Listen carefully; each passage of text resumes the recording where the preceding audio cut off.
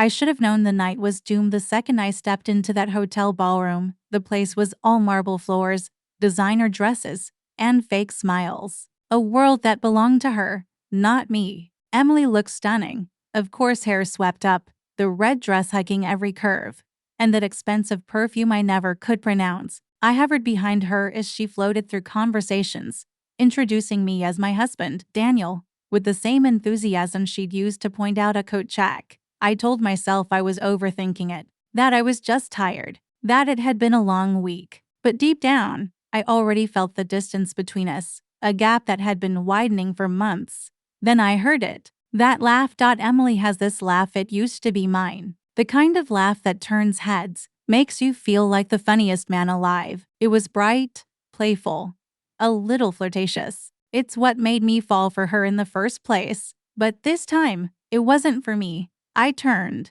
and there she was, shoulder angled, chin tilted, fingers lightly brushing the arm of her boss, Tyler. Her wine glass dangled from one hand like a prop in a play she'd rehearsed 1,000 times. He leaned in, said something I couldn't hear, and she threw her head back and let that laugh loose again. The sound hit me like a slap across the face. I stood there frozen, invisible in a room full of people who saw right through me. Later, when we finally had a moment alone near the bar, I asked, "What's going on between you and Tyler?" She blinked, like I'd just spoken another language. "Seriously, Daniel, you're jealous of my boss now?" "I'm not jealous," I said quietly. "But you were leaning into him like I wasn't even there." She rolled her eyes, the way someone might at a child throwing a tantrum. "God, you're being dramatic. You always do this when you're uncomfortable." "I do this?" I echoed, stunned. She sipped her wine and smirked. "Maybe if you actually talked to people instead of brooding in the corner, you'd feel like less of a stranger." "I'm a stranger here," I said. "To you." That's when she laughed again, but this one was different. Not the flirty kind. Not the sweet one from our wedding video. This one was cold, dismissive, cruel. "If you're so miserable, Daniel, why don't you just go home?" I stared at her, waiting for a sign that she didn't mean it. She didn't blink. So I nodded. "Okay," and I left. No scene, no fight, just silence and a walk through a marble lobby that somehow felt colder than the look in her eyes. I drove home in silence. I didn't even play the radio, just the hum of tires on pavement, and the slow, suffocating realization that something inside us had broken and it might never come back. The house was dark when I walked in, but I didn't turn on the lights. I just stood there in the entryway for a while, keys in my hand, coat still on, listening to nothing. No footsteps, no laughter, no messages from Emily. I checked my phone out of reflex. Nothing.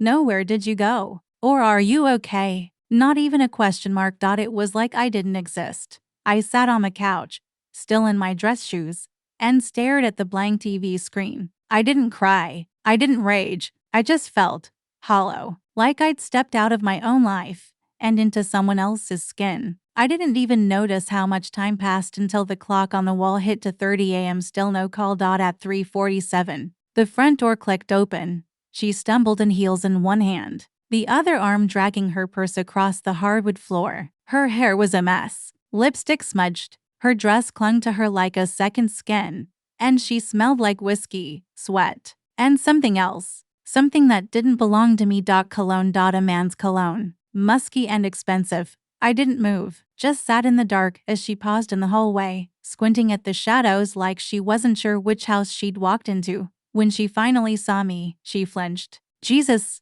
Daniel, why are you just sitting there in the dark like some ghost?" I didn't answer. She dropped her heels and wandered toward the kitchen. "I'm not in the mood for a lecture. It was just an after party. Nothing dramatic."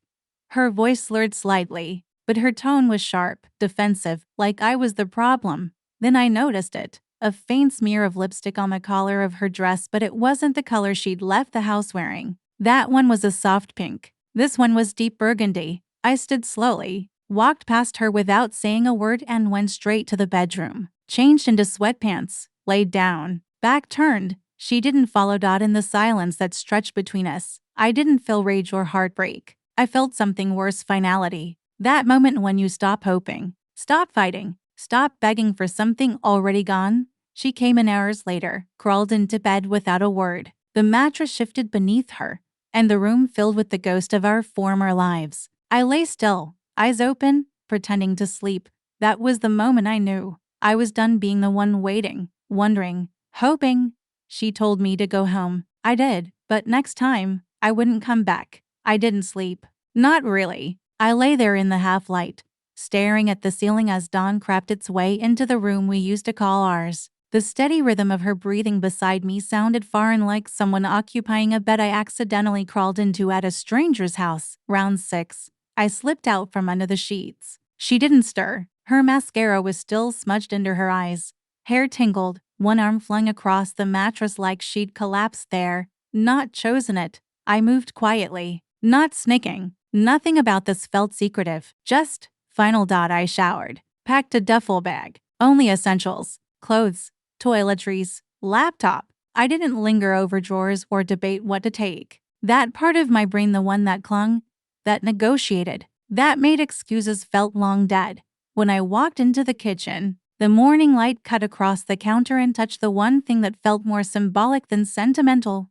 Her favorite mug, white with a tiny sun painted on it. Rise and shine, cursive and cheerful in a way her life hadn't been for months. I slipped my ring off. It didn't fight me. It just slid from my finger like it had always belonged somewhere else. I placed it beside the mug. No note. No explanation. Words had stopped working between us long before laughter did. For a moment I imagined her finding it, bare feet on tile. Confusion first, then denial, then that sharp righteous anger she wore like perfume. The kind that always made me feel like the unreasonable one, the insecure one, the emotional one. Not today. I walked to the living room, set my keys on the table, and opened the front door. The air was cold and crisp, like the world had washed itself clean overnight. My car sat in the driveway, a small island of quiet in the waking neighborhood. Before stepping out, I looked back through the entryway at the life we built, the furniture we chose, the frames that held smiles now made dishonest by hindsight.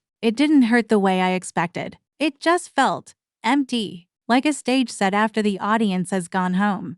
When I closed the door behind me, it didn't slam. It clicked, soft, resolute. I carried my bag to the car and drove without a destination at first. Maybe I just wanted to see the morning unfold. Maybe I wanted to feel what freedom tasted like after so long swallowing silence. My phone buzzed around 7:12 a.m. Her alarm, probably. 2 minutes later, it buzzed again, then again, and again. I didn't check it.